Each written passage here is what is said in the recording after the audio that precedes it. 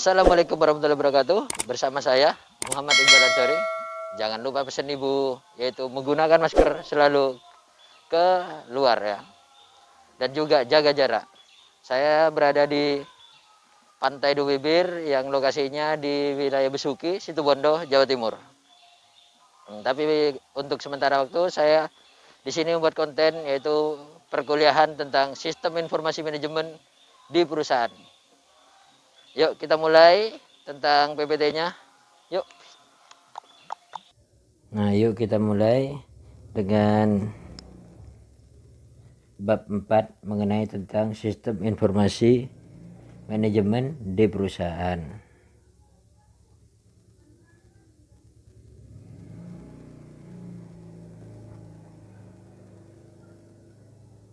Yang pertama, menurut Robin tahun 83 dalam bukunya Organization Theory, the structure and design of organization, the plan, coordination of the collective activity of two or more people who function on relativization continuous basis and took the definition of labor and hierarchy of seek to access a common goal or set of goal. Dalam artinya suatu bentuk koordinasi terencana dari kegiatan kolektif dua atau lebih yang berlangsung secara terus-menerus, dilengkapi dengan pembagian tugas, penjenjangan kewenangan dalam rangka mencapai satu atau sejumlah tujuan bersama. Dalam artian perusahaan disebut organisasi pencari laba, for profit organization. Jadi yang dinamakan perusahaannya itu adalah organisasi pencari laba.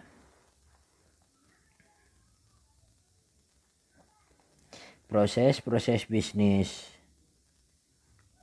Menurut Loden tahun 2007, yang pertama manajemen manufaktur dan produksi, berisi tentang proses bisnis, merancang produk, membuat produk, mengendalikan mutu produk, dan lain-lain. Jadi itu semua ada di manufaktur dan produk. Yang kedua, manajemen penjualan dan pemasaran, berisi proses bisnis, mengidentifikasi pelanggan, membuat pelanggan sadar akan produk yang ditawarkan, menjual produk, dan lain-lain. Berarti tempatnya untuk memasarkan di sini yaitu berisi tentang promosi yang mau ditawarkan oleh konsumen, oleh produsen ke konsumen. Sedangkan manajemen keuangan dan akuntansi berisi proses bisnis yaitu tentang melunasi kredit, membuat laporan keuangan, mengelola dana, dan lainnya untuk keuangan dan akuntansi. Sedangkan yang keempat di sini ada manajemen sumber daya manusia, yaitu berisikan tentang merekrut karyawan, bekerja, memotivasi karyawan, menilai kinerja karyawan. Jadi menurut Leiden ini ada 4 manajemen yang wajib ada di sebuah perusahaan. Sedangkan menurut Davis, yang pertama adalah pemasaran. Pemasaran ini berkaitan dengan iklan, produk, jasa, penjualan produk, jasa, dan transaksi yang lainnya. Itu di pemasaran sendiri. Sedangkan di produksi, di sini yaitu perencanaan rekayasa produk, sarana prasarana produk, pelatihan tenaga produk, dan pembuatan produk yang akan disiapkan untuk dipasarkan. Yang ketiga, logistik. Logistik mencakup penetapan kebutuhan bahan dan suku cadang pembelian, penerimaan bahan dan suku cadang, inventarisasi, distribusi dan lain-lain. Berkaitan dengan pemesanan bahan dan suku cadang di sini ya. Perencanaan strategis yang akan dikirim, barang-barang yang akan dikirim ke pemasok. Sumber daya manusia berkaitan dengan karyawan, dengan gaji karyawan, upah, rekrutmen karyawan, motivasi karyawan, dan lain-lainnya. Sumber daya manusia. Yang terakhir mengenai tentang keuangan berkaitan sama dengan yang di atas, pembiayaan, setelah itu tagihan-tagihan, gaji-gaji karyawan, terus transaksi yang berkaitan dengan uang. Tugas memenuhi pesanan pelanggan. Di sini fungsi-fungsinya ada pemasaran, keuangan dan akuntansi, produksi. Yang pertama yang dilakukan yaitu menawarkan produk. Jadi tugas-tugas pemasaran itu untuk menawarkan produk, mempromosikan produk. Setelah itu penawarannya itu menerima pesanan. Setelah mereka menerima sebuah pesanan, baru tugas keuangan yaitu mengecek status harga yang akan dipesan. Sudah ada tawar-menawar mengenai tentang harga, di situ ada penyetujuan, menyetujui apa yang ditawarkan oleh penawaran di produk, menerima pesanan tersebut. Setelah disetujui lalu membuat tagihan. Nah, itu tugas-tugas dari keuangan dan akuntansi. Sedangkan produk itu yaitu menyiapkan produknya dulu. Setelah disiapkan, dikemas dan disesuaikan dengan apa yang dipesan, baru ada pengiriman produk. Itu tugas memenuhi pesanan pelanggan. Dukungan tentang SIM. Menurut Loden itu ada dua. Yang pertama peningkatan efisiensi proses bisnis karena meningkatkan koordinasi. Efisiensi berarti lebih cepat, meningkatkan koordinasi. Yang kedua dapat dihindari duplikasi. Adanya penghindaran duplikasi barang, produk. Yang ketiga dipercepatnya proses sehingga menghemat waktu. Di sini dapat menghemat waktu. Akan tetapi ini teori seperti ini sekarang sudah banyak yang menggunakan. Nah, ini contohnya lagi, mengubah proses bisnis dalam wujud, mengubah bentuk produk, misalnya menciptakan produk digital. Kalau sekarang sudah banyak produk digital yang ada di Indonesia. Produk penawaran digital, ini sudah ada. Yang kedua mengubah produk, misalnya memperkenalkan pemesanan online. Jangankan aplikasi tentang penawaran produk, bahkan sosial media pun bisa menjadi tempat untuk berjualan. Strategi bisnisnya yang pertama mempunyai keunggulan operasional dikarenakan efisien dan produktif yang lebih tinggi dari proses-proses bisnis yang lain. Jadinya lebih efisien lagi dan lebih produktivitas di dalam operasional tersebut. Jadinya bisa menghemat waktu dan juga menghemat tenaga, bahkan menghemat uang atau rasional yang lainnya. Yang kedua, produk dan model bisnis baru. Dengan adanya seperti ini akan ada model-model bisnis baru dalam dunia pemasaran, dunia bisnis, di dunia perusahaan.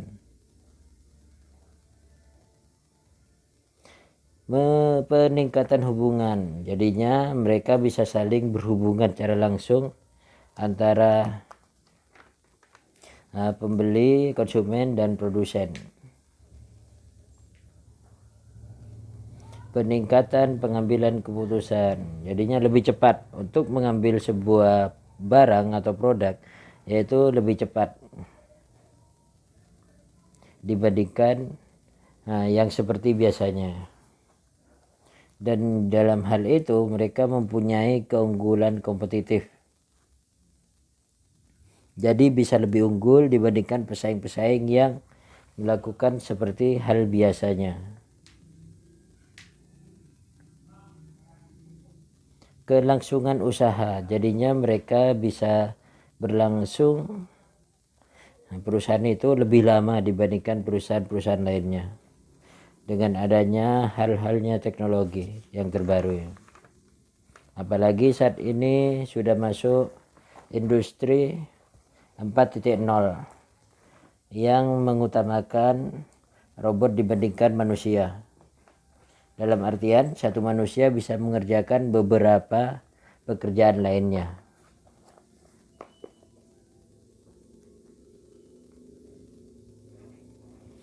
Dalam aspek organisasi, di sini yang pertama ada struktur organisasi. Struktur organisasi itu yang pertama ada jenjang hierarki. Yang dimaksud hierarki atau jenjang itu tingkatan-tingkatan, susunan-susunan yang ada di dalam organisasi tersebut. Yaitu contohnya manajer, direktur, dan seksi-seksi lainnya, tugas-tugas lainnya. Yang kedua spesialisasi. Jadinya mereka mempunyai keahlian masing-masing, spesial. Manusia-manusia yang mempunyai keahlian khusus. Contohnya dalam pemasaran. Mereka ahli di bidang itu. Dalam produksi mereka ahli di bidangnya. Perbedaan fungsi, jadinya mereka mempunyai fungsi yang berbeda-beda dalam setiap tempat.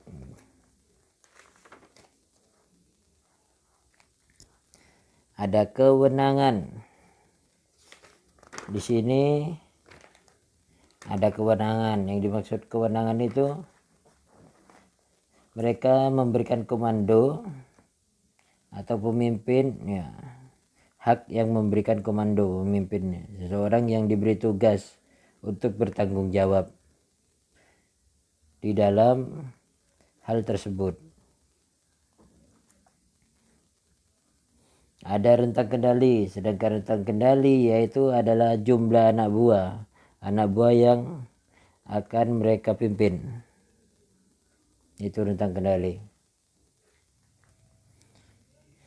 Sedangkan menurut Robin, dalam organisasi di perusahaan itu ada 3. Yang pertama kerumitan. Di perusahaan rata-rata organisasinya itu rumit.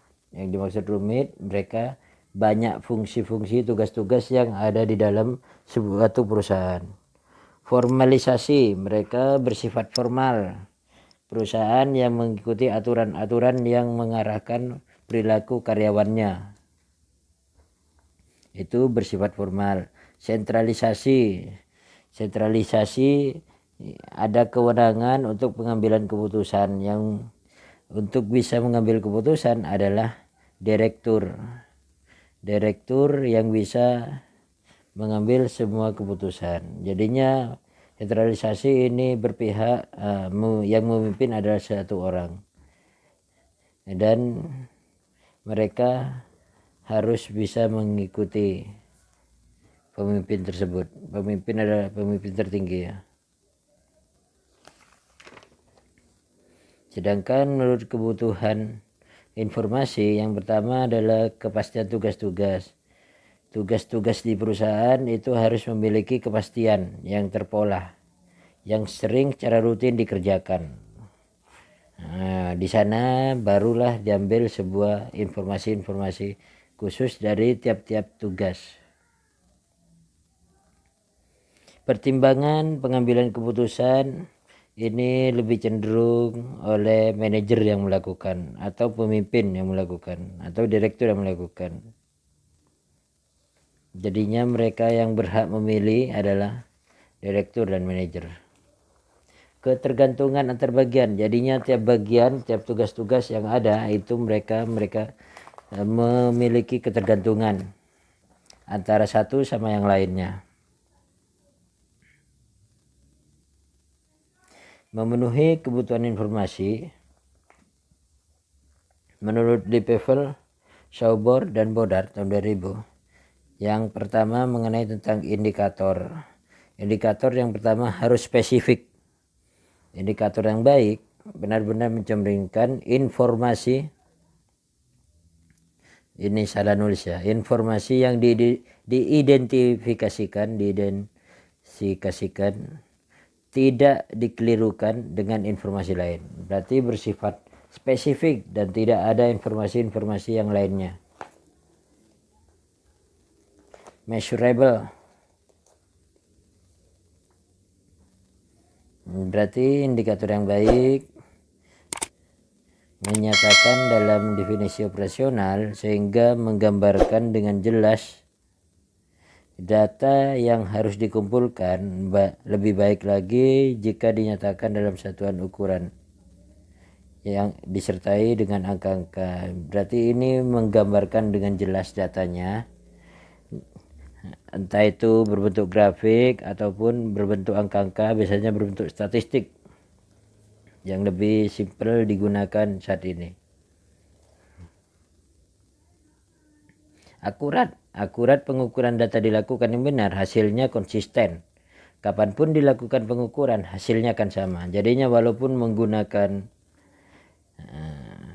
secara statistik yang berbeda-beda, itu rata-rata mereka hasilnya akan tetap sama dan tidak akan pernah berubah. Realistik, tidak muluk-muluk. Data yang digunakan tidaklah muluk-muluk, sehingga datanya dapat mungkin diperoleh menggunakan sumber daya yang ada. Timbon,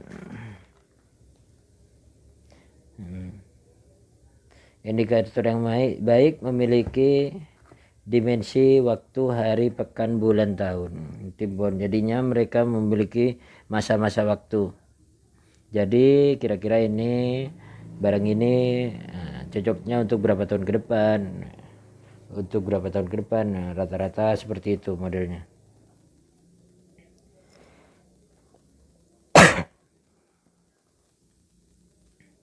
Interaksi manusia dalam organisasi. Yang pertama menurut Licker, ini ada otoriter, menindas, sama otoriter baik hati. Otoriter menindas berarti seorang pemimpin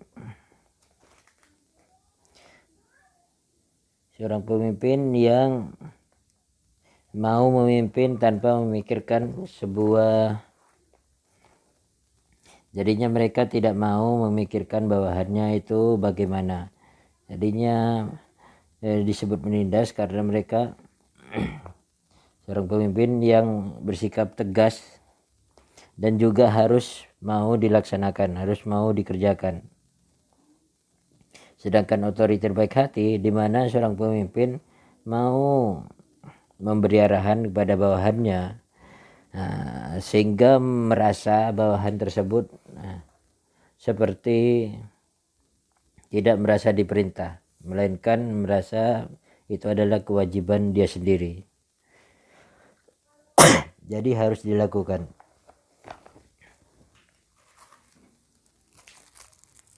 Ada konsultatif, rata-rata anak buah dan karyawan ini saling berkonsultasi, mau berkonsultasi kepada seorang pemimpin.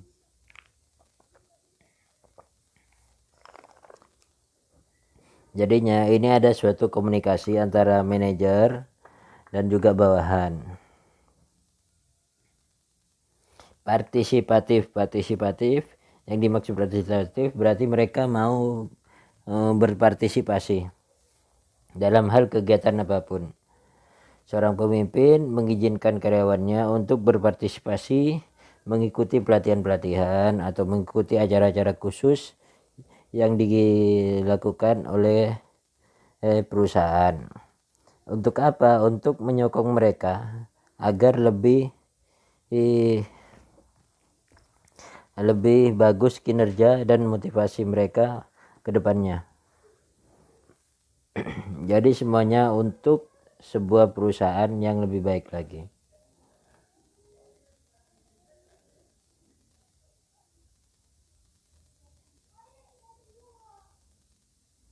Yang terakhir, masalah yang mungkin dihadapi yang pertama adalah kenapa ini? Yang pertama adalah perbedaan gaya manajemen dan partisipasi. Dengan adanya gaya manajemen yang berbeda antara bawahan dan pemimpin, terkadang ada suatu crash di mana suatu bawahan tidak menerima pemimpin dengan gayanya tersendiri, dan juga ada yang menyukai gaya pemimpin tersendiri. Itu sedangkan partisipasi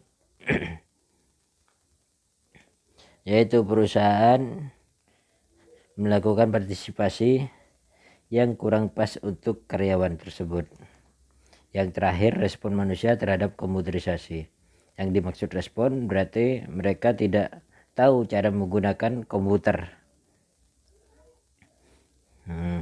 Mungkin dari sini kita lanjut untuk minggu depan bab 5 ya. Bagaimana tentang PPT, Sistem Informasi Manajemen pada perusahaan? Perusahaan itu adalah sebuah organisasi yang mencari laba. Jadi, sistem informasi manajemen di perusahaan berkaitan dengan manajemen-manajemen yang ada di perusahaan.